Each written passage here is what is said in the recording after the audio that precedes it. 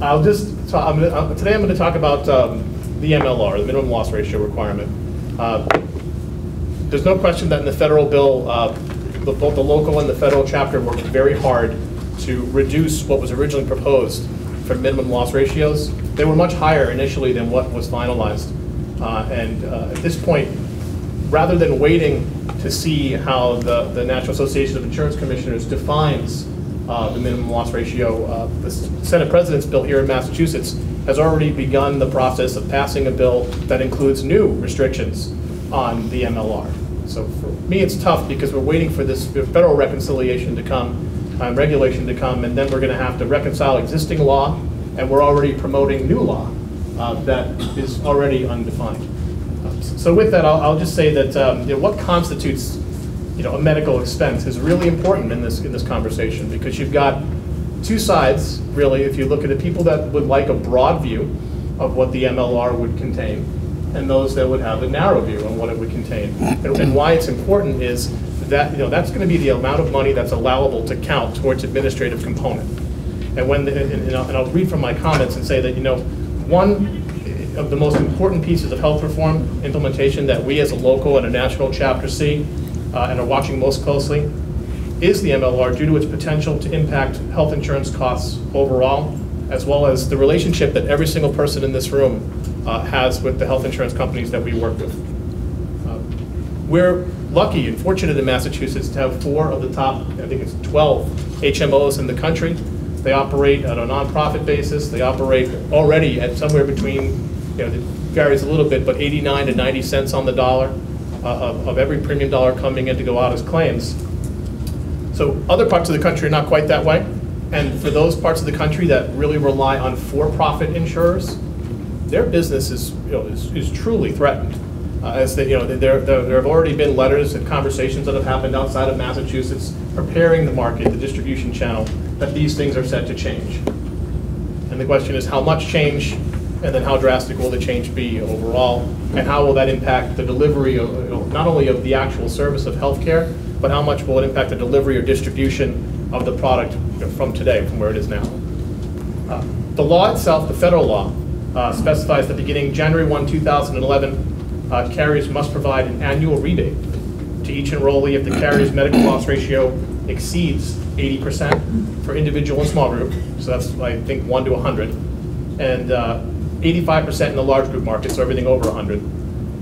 It charges both HHS and the National Association of Insurance Commissioners with crafting requirements and definitions to carry out these provisions of the law by December 31.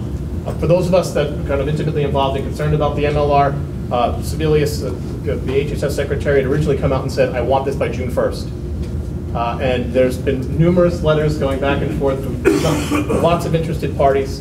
Most recently, the NAICS, which is the National Association of Insurance Commissioners, wrote her a letter and said, this is a really complicated process.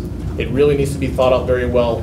We need another month. So now they're saying that by the end of July, they should be able to release something, although it's not mandated that they release it until the end of December. We as an association, both locally and nationally, are continuing to urge that they use a very broad definition.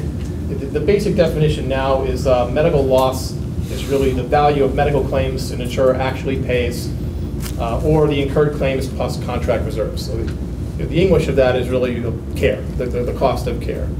And it can also be construed as the amount of money the insurer sets aside to pay future claims. So the reason why we want a broad and flexible view is because there are a significant number of programs that influence medical care that the other side of the coin would say is not part of the 90 cents. And that puts pressure on the ability of the insurance company to not only provide programs like disease management and utilization review and wellness, but it makes it harder, and our view would be, and I say ours, in Massahu, it actually, I think it deteriorates the end user's product. It hurts the process of receiving care, it hurts the process of accessing care. And so where the definition is defined is really important to not only how the distribution of the product will be defined, but also how people will actually receive care at point of service. If there is success on the other side of the coin to narrow the definition of an MLR and the enforcement of that, we truly believe that the quality of care delivery for consumers will deteriorate and health costs will have no other choice but to rise. And again, it's a strong focus on the 10 cents of the dollar rather than a strong focus on the 90 cents on the dollar. We've also urged a transitional period for individual and small group, the exemption and transparency of pass-through expenses. This is a really important piece. I think one of the things that we're arguing very hard as an association is that commissions are a pass-through expense.